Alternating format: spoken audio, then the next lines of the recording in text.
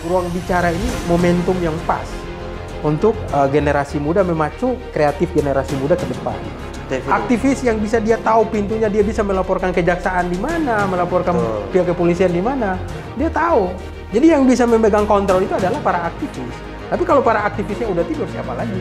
Mari kita sama-sama menjaga proses penegakan hukum dan kita belajar untuk bagaimana menjaga dan merawat literasi hukum terutama dan masalah politik di bangsa ini.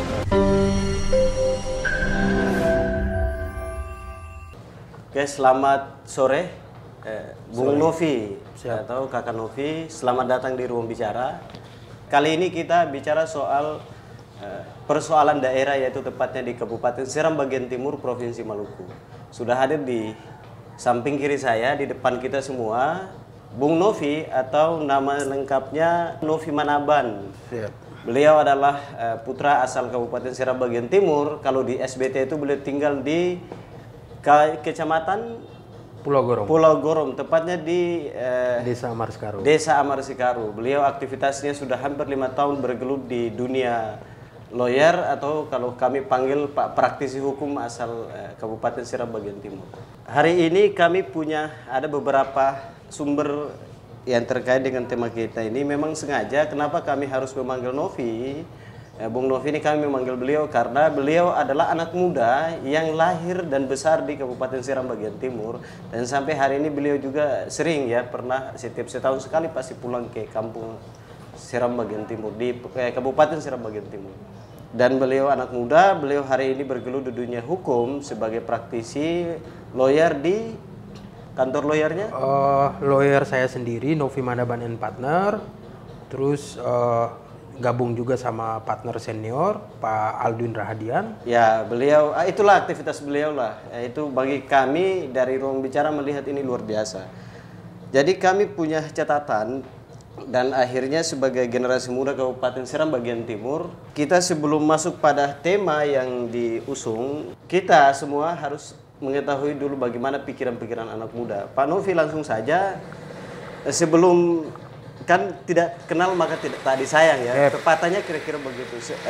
Silakan mengenal nama dan sekaligus sebagai anak muda yang asal dari Seram bagian timur Provinsi Maluku, bagaimana melihat kondisi pembangunan selama kita taruh aja selama 7 tahun 7 tahun ini, atau di periode Pak Mukti Kiliobas.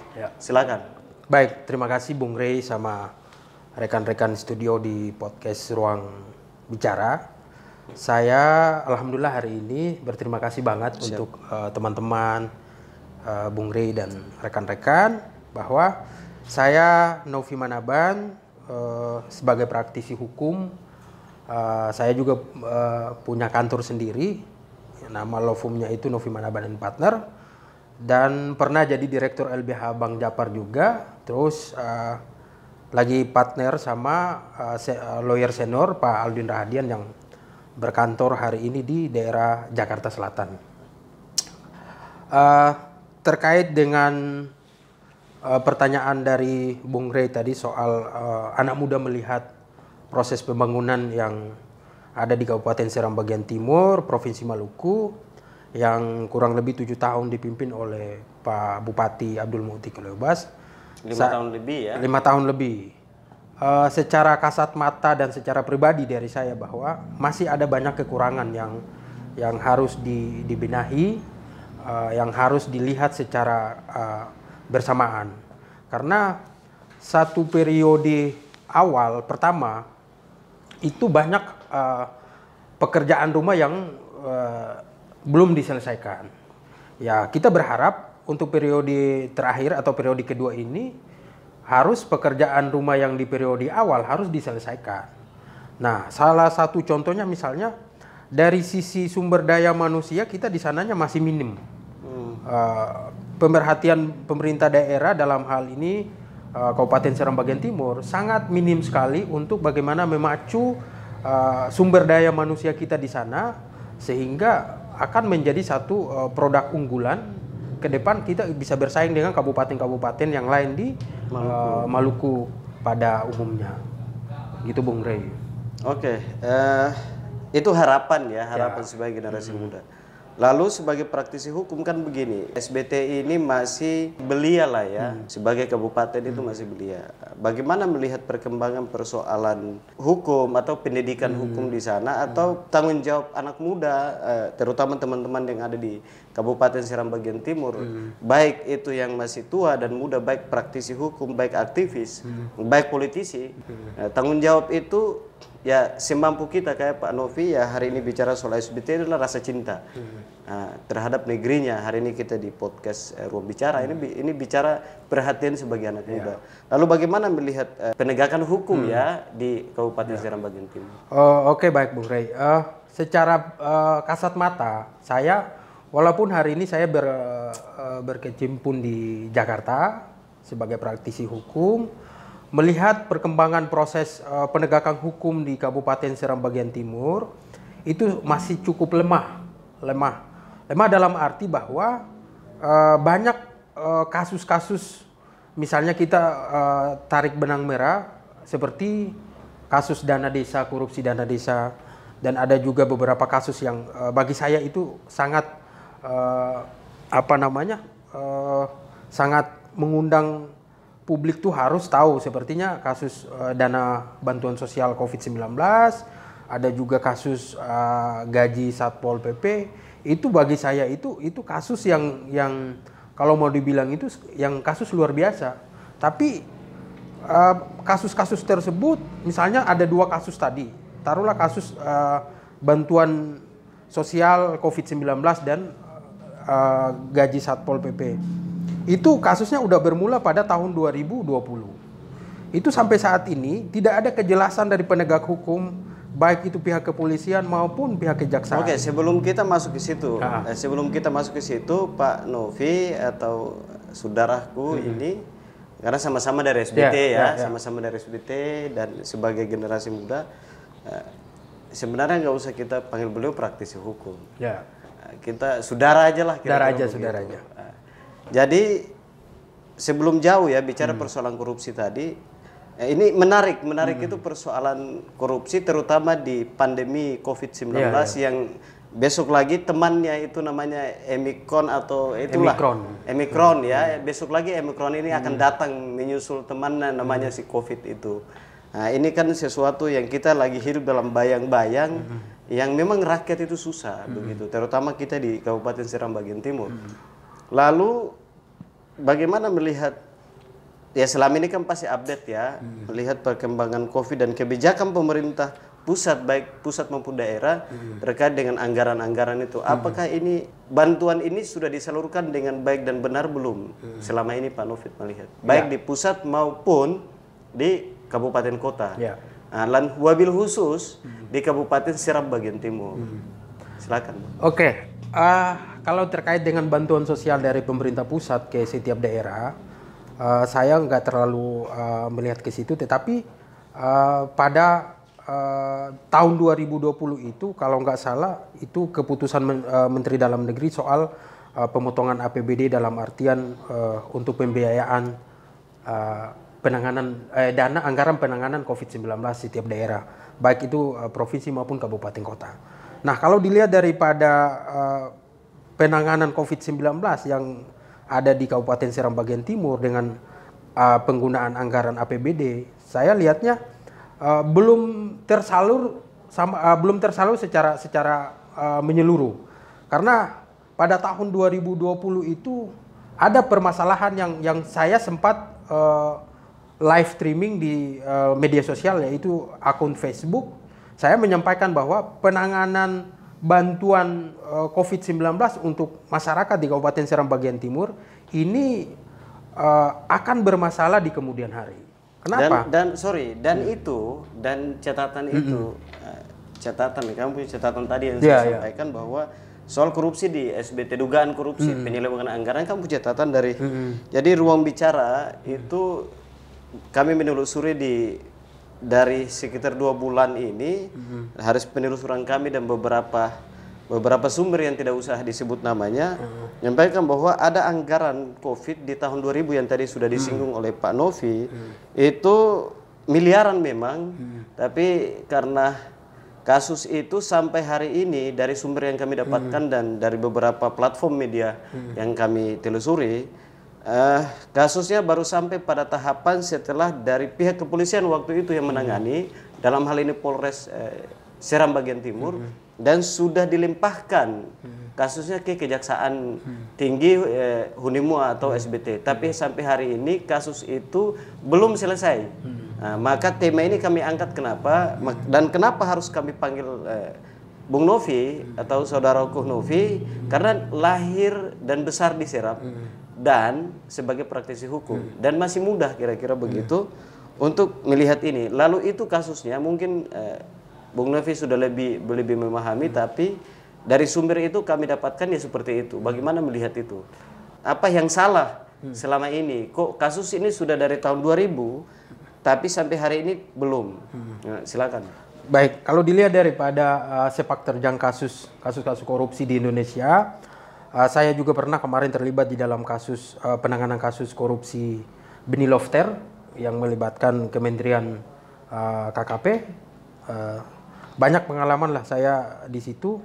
Lalu terkait dengan pertanyaan Bung Rey tadi soal penegakan hukum, soal penanganan kasus dugaan korupsi bantuan sosial COVID-19.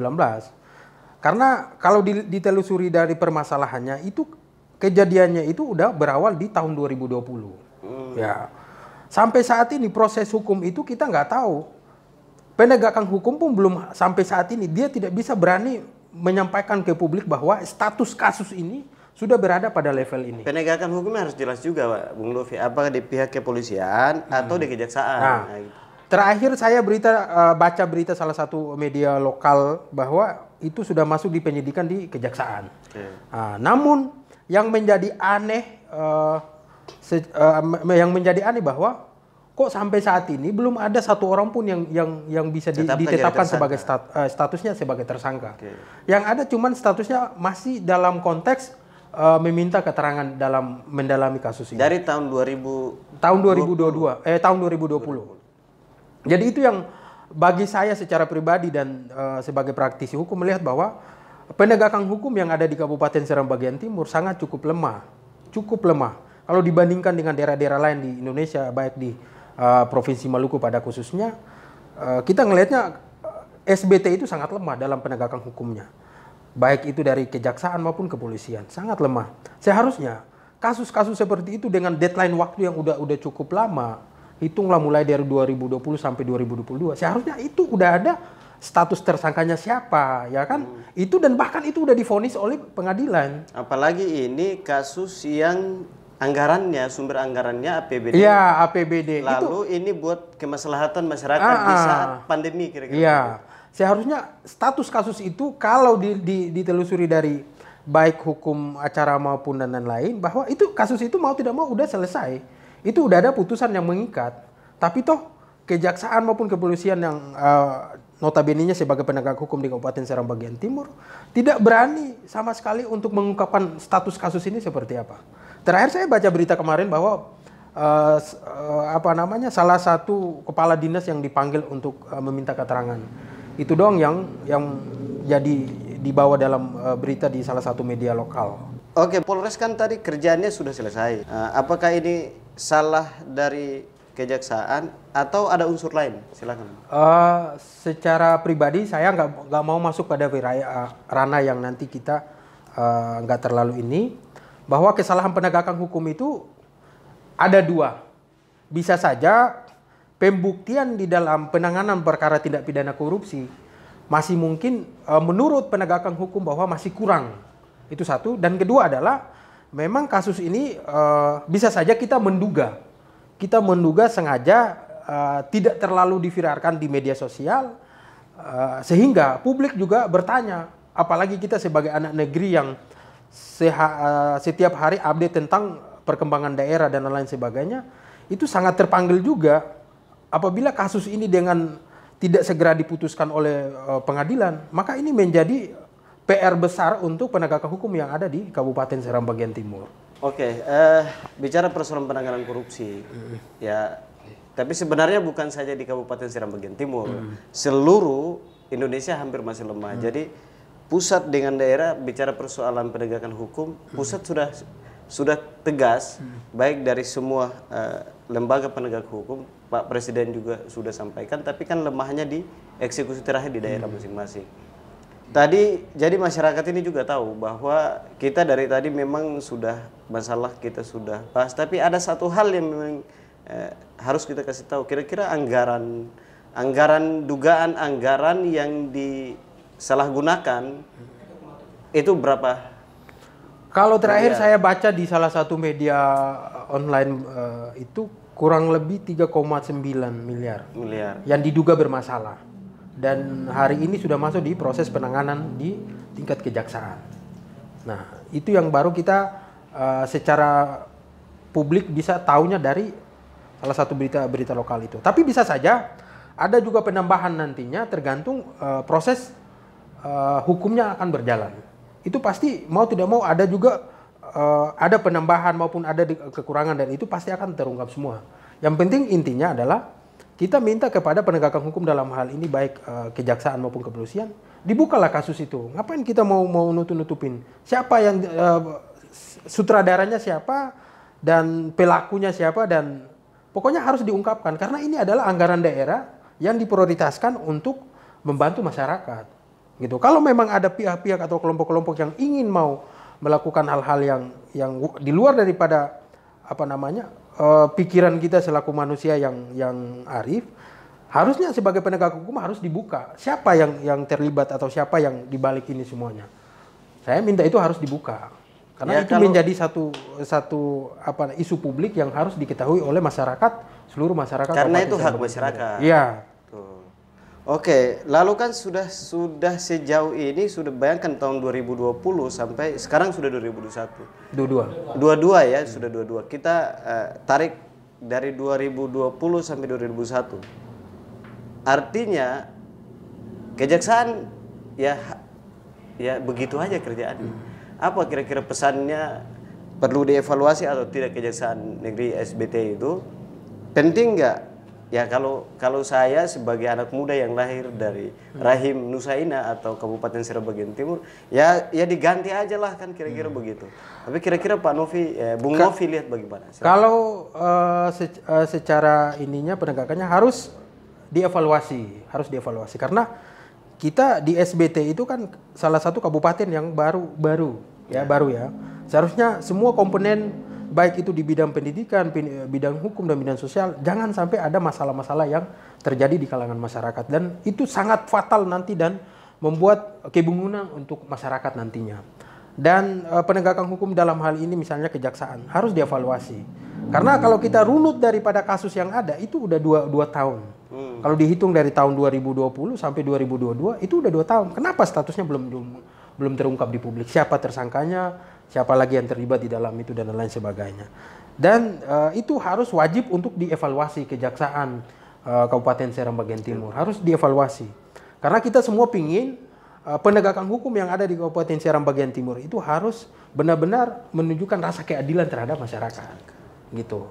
Harus menunjukkan rasa keadilan dan benar-benar memegang teguh kepada apa yang menjadi perintah undang-undang maupun aturan yang lain. Oke, ini kasus sudah bergulir dan hari ini diminta untuk dibuka kembali. Lalu anggaran ini kan bersumber dari APBD. Oke, kalau bersumber dari APBD kan pasti Pak Bupati pasti tahu dong. Pak Bupati pasti tahu. Dalam hal ini Bupati Kabupaten Seram bagian timur Pak Mukti Kileobas, pasti beliau tahu. Ada nggak sih dugaan atau kira-kira beliau ini terlibat atau tidak di kasus ini, atau mengetahui pasti mengetahui dia beliau yang tanda tangan kan begitu, Pak Bupati yang tanda tangan pasti mengetahui. Lalu persoalan penegak hukum ini di mana-mana setahu saya adalah Bupati juga pasti ikut intervensi atau gubernur pasti ikut intervensi atau presiden secara hitung-hitungan politis pasti mereka intervensi. Nah saya nggak tahu apakah beliau terlibat lalu beliau mengintervensi kejaksaan dan kasus ini jangan sampai terbuka, atau ya dibiarkan saja dan nggak boleh lagi dilanjutkan, itu bagi saya bisa jadi larinya ke situ. Tapi ini kan kita menduga. Kalau Pak Novi lihat bagaimana tuh, Bung Novi? Kalau saya sih berbicara dari sisi hukum bahwa siapapun orang yang nanti terlibat di situ tergantung dari proses penegakan hukumnya nanti. Apakah itu si A, si B, si C, nanti kita akan tunggu hasil yang sudah ditangani oleh baik kejaksaan maupun kepolisian. Karena dalam bahasa hukum kita nggak bisa menuduh orang tanpa ada bukti dan fakta yang jelas. Yang jelas kita akan publik akan bisa menyaksikan sejauh mana penanganan kasusnya dan siapa saja akan terlibat di situ. Ketika kasus itu kalau ketika kasus itu nanti akan dinaikkan di P21 dan sampai penetapan persidangan nanti semuanya pasti akan terungkap. Siapa yang terlibat dan siapa yang tidak terlibat pasti akan terungkap. Gitu. Berarti Pak Bupati bisa terlibat atau mungkin DPR atau siapa saja, mungkin ketua penanganan Satgas COVID-19 itu kita nggak tahu ya. Kalau kasus ini tidak dibuka, apa harapan kepada teman-teman jadi aktivis, terutama kan kawan-kawan muda, mahasiswa dan aktivis LSM yang ada di Kabupaten Seram bagian Timur atau seluruh anak muda yang di Seram bagian Timur yang hidup di Kabupaten Seram bagian Timur saat ini. Apa pesannya kepada mereka dengan SBT yang baru satu kasus ini saja sudah mandek seperti itu? Apakah mungkin ya, kita nggak tahu apa kontrol teman-teman muda ini ada atau tidak? Kok diam-diam saja? Lalu apa pesan dan harapan kepada teman-teman muda di sana? Ya. Silakan. Baik, Bung Rey. Dulu saya sebagai aktivis juga, S1 dulu di IAIN Ambon. Itu kita tuh dijuluki sebagai agent of control. Jadi segala kebijakan pemerintah itu baik pemerintah provinsi maupun pemerintah pusat maupun pemerintah kabupaten kota, selalu pada zaman kita itu selalu kita awasi. Kita selalu awasi. Nah, kalau dilihat dari kacamata saya secara pribadi atau Bung Rey juga dan teman-teman, bahwa SBT itu dijuluki sebagai kota para aktivis. Kota para aktivis. Di Maluku ya. Dulu orang demo di Ambon itu nggak ada label lain, pasti SBT, pasti SBT. Yang jadi pertanyaan hari ini kayak kita bahwa kok kenapa ada permasalahan yang hari ini mengundang emosional publik harus tahu, kok aktivis yang ada di SBT itu tidak ada suaranya sama yang sekali. Para kulanu-kulanu ini. Iya. Apakah kalau dalam bahasa istilah yang agak lucu tuh dibilang, apakah ini salah vaksin atau gimana ya? Ya kan? Akhirnya atau vaksinnya berlebihan. Akhirnya dia terlalu tidur gara-gara efek vaksin tadi. Akhirnya masalah-masalah daerah dia cuek-cuek aja, diam-diam aja. Jadi kita tuh kok SBT dulu dijuluki sebagai kota para aktivis? Mungkin itu di Ambon banyak masalah. Mungkin itu waktu di Ambon, mereka balik ke SBT mungkin udah nggak ada lagi julukan itu atau ya tapi bukan dumanya kayak begitu. Seharusnya dari Ambon ya bukan dari Ambon lagi. Pokoknya sebagai aktivis lihatlah kebijakan-kebijakan pemerintah yang dia tidak pro terhadap masyarakat, itulah wajib dikreditasi oleh teman-teman aktivis. Dan dikawal. Dan kalau itu berjalan harusnya kasus ini tidak mandek seperti ini. Ya kalau gini loh, kalau dilihat dari kasusnya yang bermula dari tahun 2020, kalau aktivis itu dia kontrol, aktivis itu dia fokus, saya yakin di tahun 2021 pasti kita udah tahu siapa yang terlibat, siapa yang nggak terlibat, siapa yang main sebagai pemeran utama dan siapa yang pemeran ganda. Itu pasti. Nah, cuma lemahnya kontrol teman-teman aktivis, akhirnya penegakan hukum juga lemah. Kalau mau dibilang ya jalan di tempat, gitu. Jadi harapan saya teman-teman aktivis yang ada di Kabupaten Seram bagian Timur terkhususnya, ayolah bangunlah, jangan kebanyakan tidur. Tidur pun harus. Kalau bahasa goromnya apa? Bahasa Seramnya kalau jangan kebanyakan tidur itu. Apa ya? Kalau bahasa daerah bolo gihut buat bolo. Artinya bahwa masih ada masyarakat-masyarakat yang membutuhkan. Kita tidak datang untuk memberikan duit. Kita tidak datang memberikan bantuan. Kita datang hanya bisa memperjuangkan apa yang menjadi keinginan masyarakat. Dan menjadi hak mereka. Itu yang menjadi hak mereka. Dan harus sebagai aktivis ya, urusan kita hanya cuma satu. Kalau belum menikah ya udah kontrol aja kebijakan pemerintah.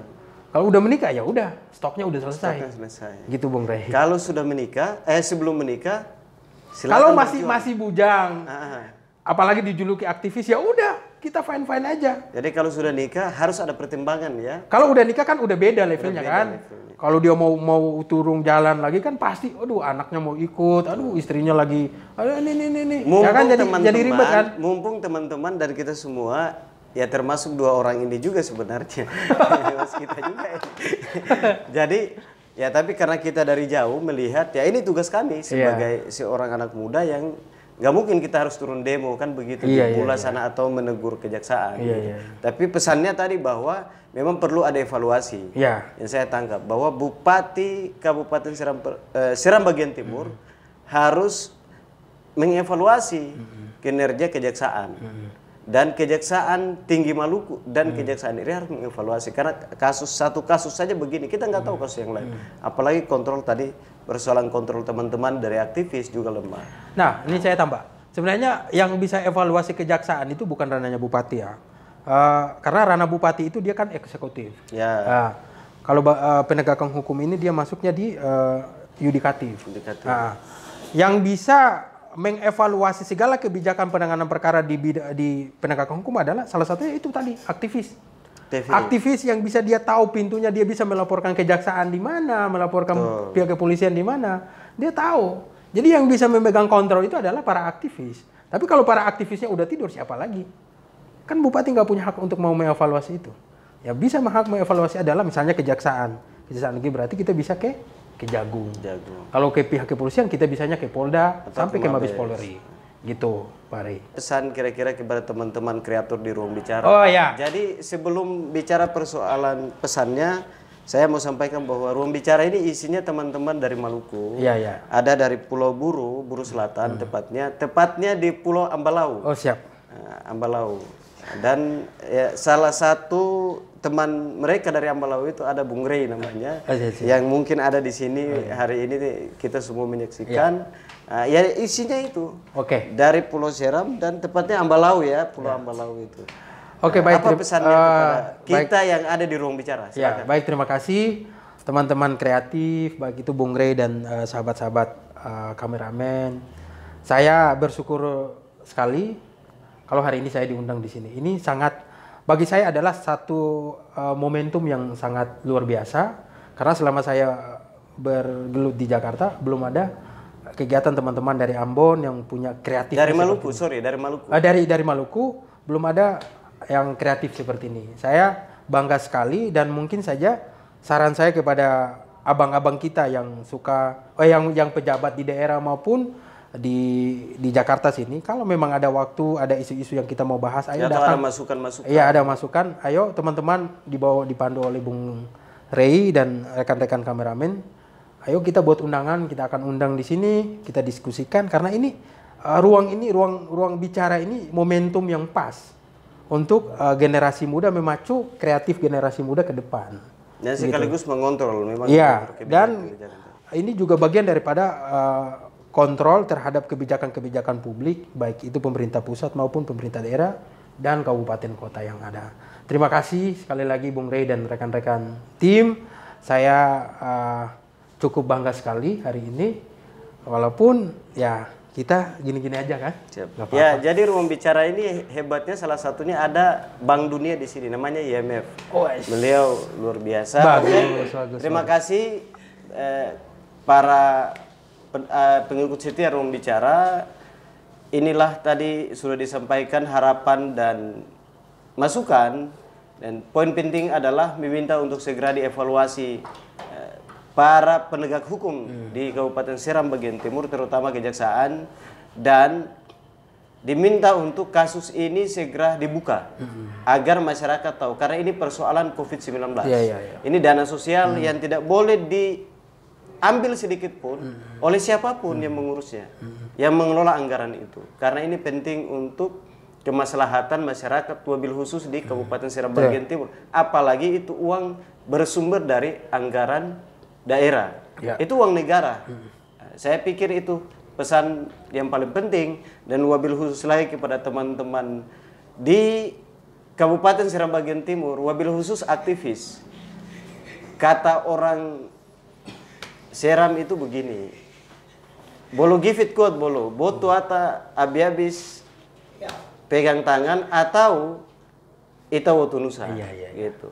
Jadi kalau aktivis itu tidur, nah, maka julukan Ita Wotunusa itu tidak akan jalan kalau aktivis masih tidur. Kalau aktivis kritik, orang kritik itu kan cinta terhadap negerinya, sama kayak kita pacaran.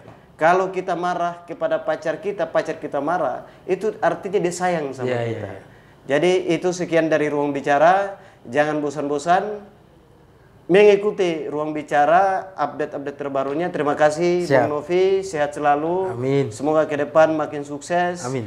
Mari kita sama-sama menjaga proses penegakan hukum dan kita belajar untuk bagaimana menjaga dan merawat literasi hukum terutama dan masalah politik di bangsa ini. Kalau kata orang itu, kalau bukan kita siapa lagi? Terima kasih Bung Novi. Selamat beraktivitas, sehat selalu. Amin.